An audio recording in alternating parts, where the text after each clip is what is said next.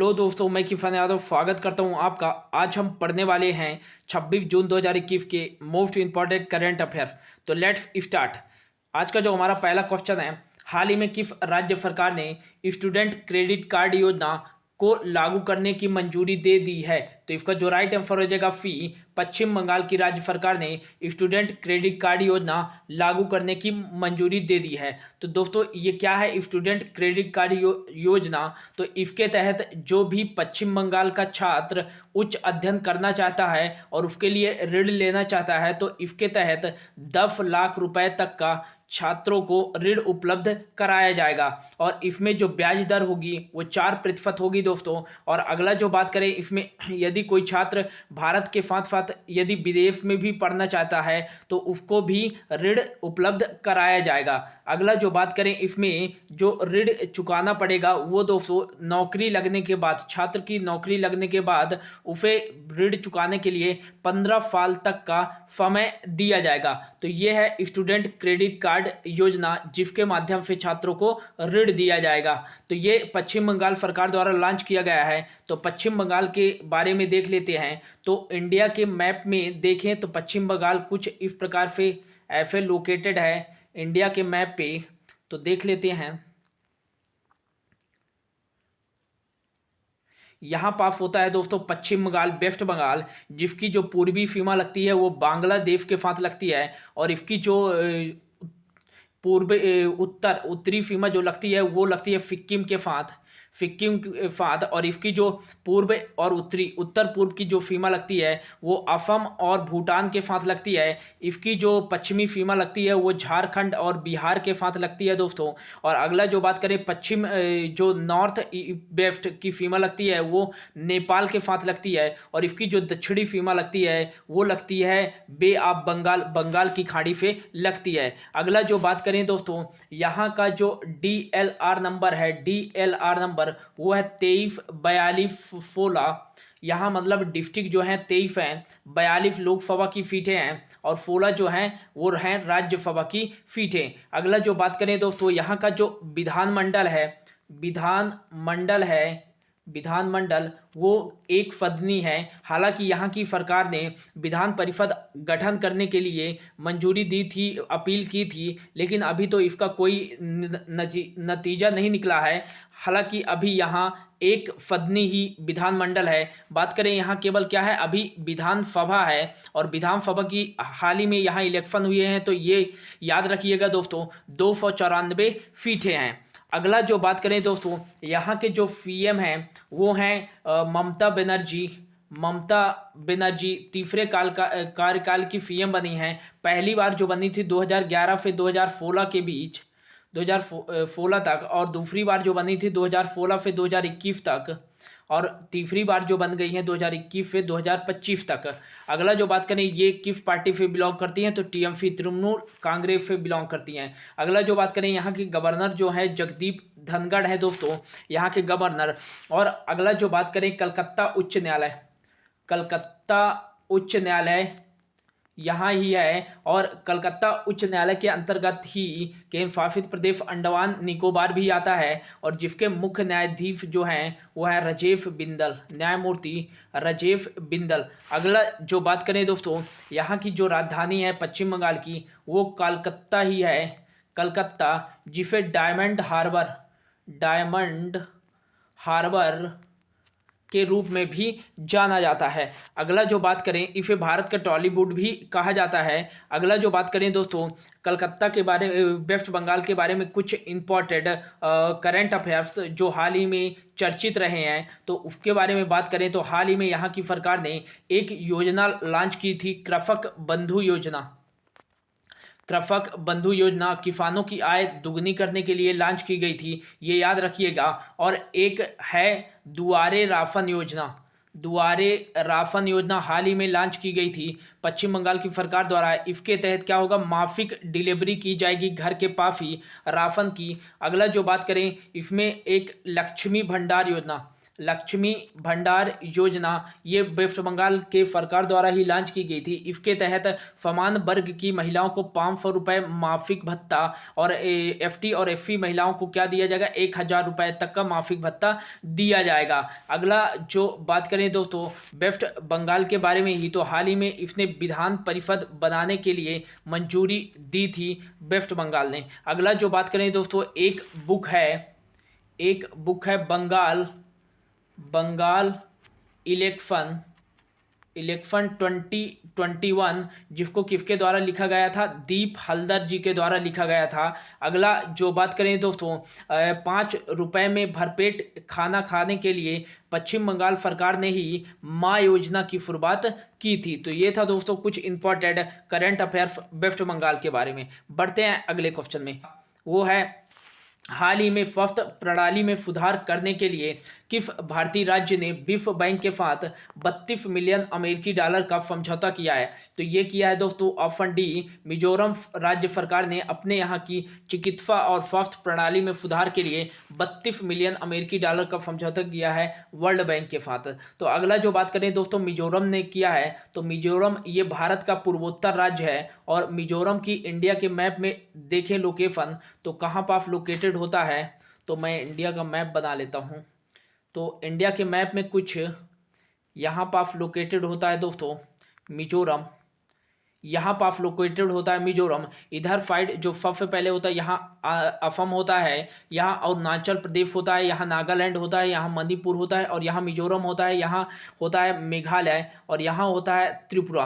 तो इसकी जो उत्तरी सीमा लगती है वो मेघालय के साथ लगती है और त्रिपुरा के साथ भी लगती है। इसकी जो पूर्वी सीमा लगती है वो म्यांमार के साथ और इसकी जो इधर पश्चिमी सीमा लगती है वो बांग्लादेश के साथ लगती है और इसकी जो दक्षिणी सीमा लगती है वो बे ऑफ बंगाल के साथ लगती है। अगला जो बात करें दोस्तों सेवन सिस्टर, इन्हें भारत के सेवन सिस्टर के रूप में भी जाना जाता है। कौन कौन से राज्य, असम और हो जाएगा अरुणाचल प्रदेश और नागालैंड, मणिपुर, मिजोरम, मेघालय और त्रिपुरा, इन्हें भारत की 7 बहनों के नाम से जाना जाता है। बात करें कि भारत की 7 बहनों में सिक्किम इंक्लूड है कि नहीं है, तो नहीं है इंक्लूड। अगला जो बात करें दोस्तों यहाँ पास है बांग्लादेश, तो भारत की सबसे ज़्यादा जो सीमा लगती है वो बांग्लादेश के साथ ही लगती है, लगभग 4096 किलोमीटर। और भारत की जो सबसे कम सीमा लगती है वो यहाँ पास लगती है अफगानिस्तान के साथ मात्र 106 किलोमीटर। अगला जो बात करें दोस्तों मिजोरम के बारे में ही, तो इसका जो DLR नंबर है वो है 110101, मतलब यहाँ डिस्ट्रिक्ट 11 हैं, लोकसभा की सीटें 1 है और राज्यसभा की सीटें 1 है। यहाँ का जो विधान मंडल है वो 1 सदनी है, केवल यहाँ विधान सभा है और विधानसभा की जो सीटें हैं वो 40 हैं। अगला जो बात करें दोस्तों यहाँ के जो CM हैं वो है जोरम थांगा हैं और यहाँ के जो कैपिटल है वो है आइजोल, मिजोरम की राजधानी है। और यहाँ के जो गवर्नर है दोस्तों वो है PF श्रीधरन। अगला जो बात करें दोस्तों मिजोरम के बारे में ही, तो मिजोरम में ही है ब्लू माउंटेन नेशनल पार्क और एक है मुरलेन नेशनल पार्क कहाँ है, मिजोरम में ही है। मिजोरम में ही एक त्यौहार मनाया जाता है, छप्पर कूट महोत्सव बनाया जाता है। और अगला जो बात करें यहाँ मिजो समुदाय के लिए, मिजोरम सरकार ने हाल ही में जनसंख्या वृद्धि करने के लिए इनको मतलब 2 बच्चे से ज़्यादा पैदा करने के लिए उनको 1 लाख रुपए की प्रोत्साहन राशि के रूप में नामित भी किया। करें दोस्तों ये वर्ल्ड बैंक के से ऋण ले रहा है, तो वर्ल्ड बैंक के बारे में बात करें तो वर्ल्ड बैंक की जो स्थापना की गई थी 1944 में की गई थी और इसकी स्थापना ब्रिटेन वुड्स सम्मेलन के तहत की गई थी और ब्रिटेन वुड्स सम्मेलन के तहत ही IMF की स्थापना की गई थी। इसलिए वर्ल्ड बैंक को और IMF को ब्रिटेन वुड्स सम्मेलन की जुड़वा संतानें भी कहा जाता है। अगला जो बात करें इसके जो महासचिव या अध्यक्ष कह सकते हैं जो हैं वो हैं डेविड मालपास और 13 नंबर के हैं, ये अमेरिका से होते हैं। क्यों दोस्तों अमेरिका के ही अध्यक्ष होते हैं वर्ल्ड बैंक के, क्योंकि अमेरिका जो है वर्ल्ड बैंक का सबसे बड़ा शेयर धारक है, इसलिए यहीं के व्यक्ति जो बनते हैं अध्यक्ष वर्ल्ड बैंक के बनते हैं। अगला जो बात करें यहाँ के जो CFO चीफ फाइनेंशियल ऑफिसर और MD मैनेजिंग डायरेक्टर जो है भारतीय मूल के अंशुला कांत हैं और अगला जो बात करें यहाँ के जो चीफ इकोनॉमिस्ट हैं वो कार्मेट रेनहार्ड हैं, 189वीं फदफ हैं। अगला जो क्वेश्चन है वो है 3rd नंबर का। हाल ही में centre for science and environment द्वारा जारी रिपोर्ट के अनुसार ईज लिविंग इंडेक्स 2020 में भारत का सबसे रहने योग्य शहर है, यहाँ पर शहर का लीजिएगा, शहर है, तो इसका जो राइट आंसर हो जाएगा दोस्तों बी, बेंगलुरु हो जाएगा। Central for science and environment CFE ने एक रिपोर्ट जारी की थी जिसमें जो सबसे रहने योग्य राजधानी थी वो कर्नाटक की राजधानी बेंगलोर थी, और 2nd नंबर पर जो था वो तमिलनाडु की राजधानी चेन्नई थी, और 3rd नंबर पर जो था हिमाचल प्रदेश की राजधानी जो शिमला है वो थी। अगला जो बात करें दोस्तों, हाल ही में एक और रिपोर्ट आई थी कि वर्ल्ड में सबसे रहने योग्य शहर कौन सा था, तो ये था ऑकलैंड। ऑकलैंड कहाँ का था? न्यूजीलैंड का एक शहर था, और इसी में एक रिपोर्ट आई थी कि दुनिया का सबसे कम रहने योग्य शहर कौन सा था, तो वो था सीरिया की राजधानी दमास्कस था। तो बढ़ते हैं अगले क्वेश्चन में। 5th नंबर का क्वेश्चन जो हमारा है वो है 4th नंबर का, सॉरी, वो है हाल ही में किस देश ने आभासी तरीके से ब्रिक्स ग्रीन हाइड्रोजन शिखर सम्मेलन 2021 की मेजबानी की है? तो ये की है दोस्तों भारत, अपना देश ब्रिक्स ग्रीन हाइड्रोजन शिखर सम्मेलन 2021 की मेजबानी की है। और अगला जो बात करें दोस्तों ब्रिक्स के बारे में, तो इससे पहले जान लेते हैं ग्रीन हाइड्रोजन।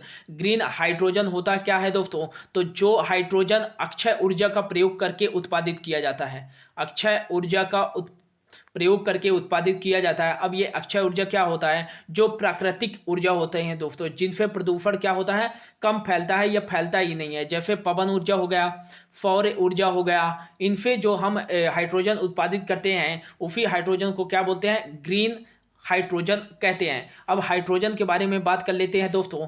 हाइड्रोजन H2, तो ये दोस्तों इसका जो परमाणु क्रमांक होता है वो 1 होता है, और आवर्त फाड़ी का सबसे हल्का जो तत्व होता है वो हाइड्रोजन ही होता है। इसके 3 समस्थानिक होते हैं दोस्तों। कौन कौन से होते हैं? एक H1 प्रोटियम होता है, एक H2 कौन सा होता है? ड्यूटेरियम होता है, और एक H3 होता है, ट्रिटियम होता है। अगला जो बात करें ब्रह्मांड में, ब्रह्मांड का पहला या एकमात्र तत्व है जिसमें क्या नहीं होते हैं? न्यूट्रॉन्स नहीं होते हैं।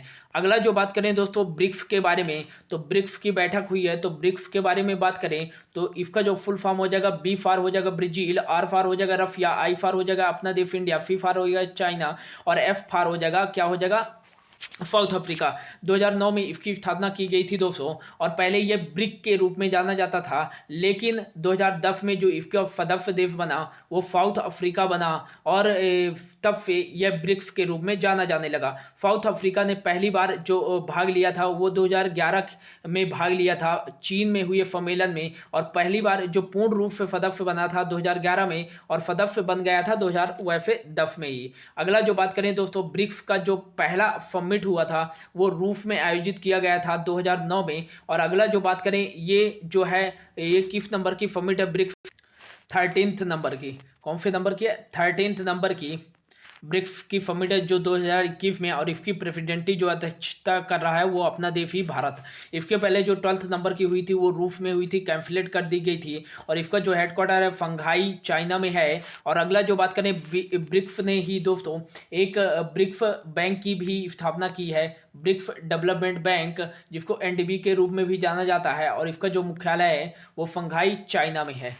तो ये था दोस्तों कुछ इंपॉर्टेंट फैक्ट ब्रिक्स के बारे में। बढ़ते हैं अगले क्वेश्चन में। 5th नंबर का जो क्वेश्चन है, हाल ही में इलाहाबाद उच्च न्यायालय के कार्यवाहक न्यायाधीश के रूप में किसे नियुक्त किया गया है? तो इसका जो राइट आंसर हो जाएगा दोस्तों, फिर से जो नियुक्त किया गया है वो किए गए हैं मुनीफर नाथ भंडारी। न्यायमूर्ति मुनीफर नाथ भंडारी को नियुक्त किया गया है, और ये किनकी जगह किया गया है? संजय यादव हाल ही में जो नियुक्त किए गए थे इलाहाबाद के मुख्य न्यायाधीश, अब ये सेवानिवृत्त हो रहे हैं, इसलिए कार्यवाहक के रूप में मुनीफर नाथ भंडारी को नियुक्त किया गया है। अगला जो बात करें दोस्तों राजेश बिंदल, तो ये वेस्ट बंगाल के मुख्य न्यायाधीश हैं। प्रशांत कुमार छत्तीसगढ़ के मुख्य न्यायाधीश हाल ही में बनाए गए हैं। अगला जो बात करें दोस्तों सुप्रीम कोर्ट ऑफ इंडिया के बारे में, सुप्रीम कोर्ट ऑफ इंडिया। तो जो भारत के सर्वोच्च न्यायालय के पहले न्यायाधीश थे वो थे जस्टिस हीरालाल जेकानिया। अगला जो बात करें कि सुप्रीम कोर्ट में जज बनने वाली पहली जो भारतीय महिला थी वो थी फातिमा बेबी। और अगला जो बात करें हाई कोर्ट में जज बनने वाली जो पहली महिला थी वो थी अन्ना चांडी। सुप्रीम कोर्ट में सबसे लंबे समय तक जो थे वो वाई बी चंद्रचूड़ थे और सबसे कम समय थे वो कमल नारायण करके थे। तो ये था सुप्रीम कोर्ट के बारे में कुछ इंपॉर्टेंट फैक्ट। बढ़ते हैं अगले क्वेश्चन में। 6 नंबर का जो क्वेश्चन है हमारा, हाल ही में अंतर्राष्ट्रीय नाविक दिवस किस दिन बनाया गया है? तो अंतर्राष्ट्रीय नाविक दिवस जो बनाया गया है दोस्तों, तो इस पे ऑप्शन पे नहीं है, इस पे 25 जून कर लीजिएगा, 15 जून की जगह 25 जून को अंतर्राष्ट्रीय नाविक दिवस बनाया गया है। नाविकों के विश्व में आर्थिक रूप से सहयोग करने के लिए, नाविकों के बारे में जागरूकता फैलाने के लिए इसको बनाया जाता है। अगला जो बात करें दोस्तों, 23 जून को अंतर्राष्ट्रीय ओलंपिक दिवस मनाया जाता है। 20 जून को विश्व शरणार्थी दिवस, 10 जून को मनाया जाता है अंतर्राष्ट्रीय लेवल क्रॉसिंग दिवस। आइए जाते हैं कुछ जून के इंपॉर्टेंट डेज जो कि अब तक के बनाए गए हैं। तो 1 जून को मनाया जाता है विश्व दूध दिवस। 1 जून को ही बनाया जाता है दोस्तों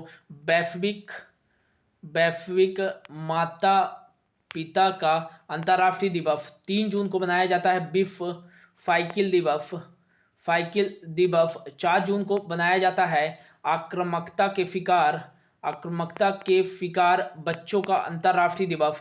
5 जून को मोस्ट IMP, मैं इस पे लिख देता हूँ, विश्व पर्यावरण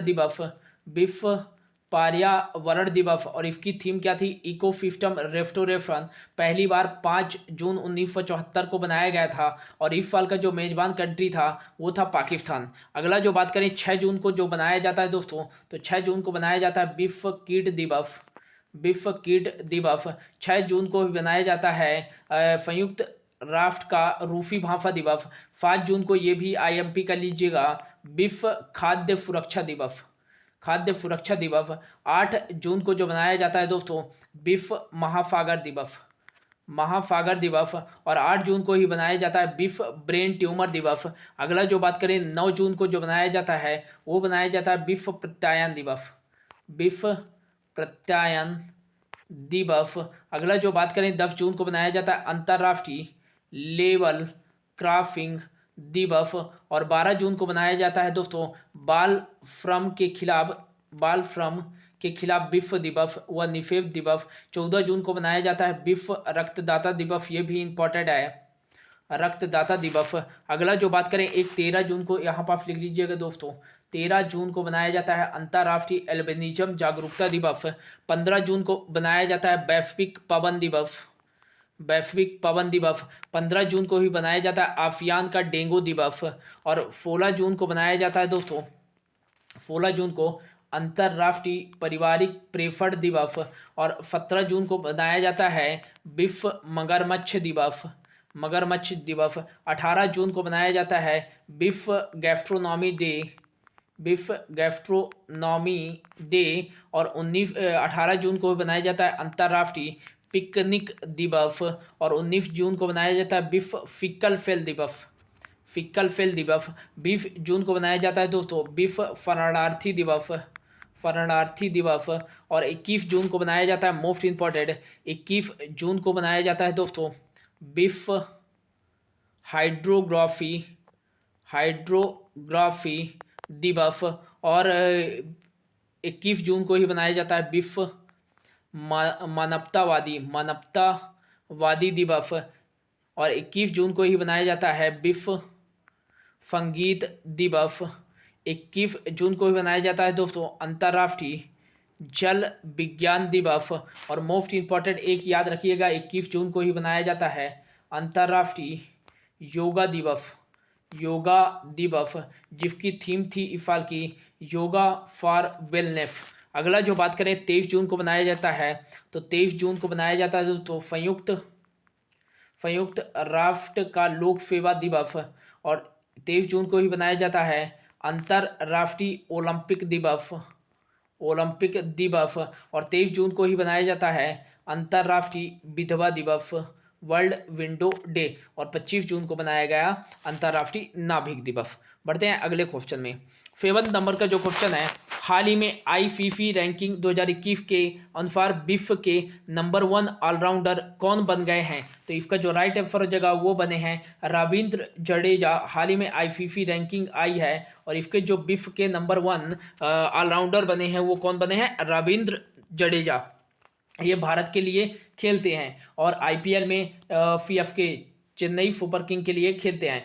और बात करें ये किसकी जगह बने हैं, तो जेसन होल्डर वेस्ट इंडीज के जो ऑलराउंडर थे उनकी जगह बने हैं। अब ये सेकेंड नंबर पर हो गए हैं और थर्ड नंबर पर जो है वो है बेन स्टोक्स इंग्लैंड के। अगला जो बात करें फोर्थ नंबर पे जो है वो भारत के ही रविचंद्रन अश्विन है। अगला जो बात करें दोस्तों आईसीसी द्वारा जारी की गई है, तो आईसीसी के बारे में देख लेते हैं। तो इसका जो फुल फॉर्म हो जाएगा इंटरनेशनल क्रिकेट काउंसिल और इसका जो हेडक्वार्टर है वो दुबई में है और इसकी स्थापना की गई थी 1909 में। और जब स्थापना की गई थी तब इसका जो हेडक्वार्टर था लंदन यूनाइटेड किंगडम में था। और अगला जो बात करें इसके जो अध्यक्ष हैं दोस्तों वह हैं ग्रेग बार्कले और इसके जो सीईओ हैं वह हैं मनु फहानी।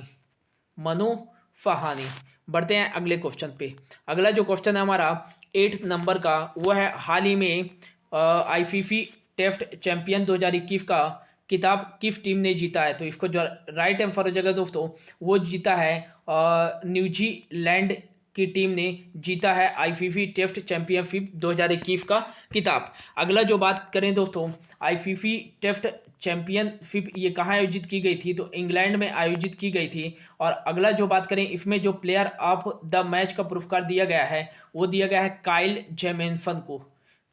जेमिन्सन को दिया गया है। अगला जो बात करें दोस्तों एक होता है आईसीसी पुरुष वर्ल्ड कप और इसका जो 1975 में जो पहली बार की हुआ था वो इंग्लैंड में हुआ था। और अगला जो बात करें कि जो 2000 पिछला वाला 2019 का हुआ है 2019 का ये कहाँ हुआ है? तो ये हुआ इंग्लैंड और वेल्स में आयोजित किया गया है वेल्स में। और ये किस नंबर का था? 12th नंबर का था। इसमें जो विजेता टीम थी वो इंग्लैंड थी और उप विजेता जो टीम थी वो वर्ल्ड जो आईसीसी टेस्ट चैंपियनशिप की विजेता है न्यूजीलैंड उप विजेता थी। अगला जो बात करें इसमें जो सर्वाधिक रन थे वो रोहित शर्मा के थे 648 रन और सर्वाधिक विकेट टेकर जो थे वो थे कौन से? मार्क ऑस्ट्रेलिया के थे, एक मार्क मिशेल स्टार्क। अगला जो बात करें दोस्तों इसमें जो प्लेयर ऑफ द सीरीज का जो पुरस्कार दिया गया था वो दिया गया था केन विलियमसन को। अगला जो बात करें दोस्तों 13th नंबर का जो होगा आईसीसी वर्ल्ड कप वो 2023 में कहाँ आयोजित किया जाएगा? वो अपने इंडिया में ही आयोजित किया जाएगा। अगला जो बात करें जो अगला वाला होगा 14th नंबर का वो कब होगा? 2027 में आयोजित किया जाएगा और ये कहाँ होगा? साउथ अफ्रीका में आयोजित किया जाएगा। बढ़ते हैं अगले क्वेश्चन पे।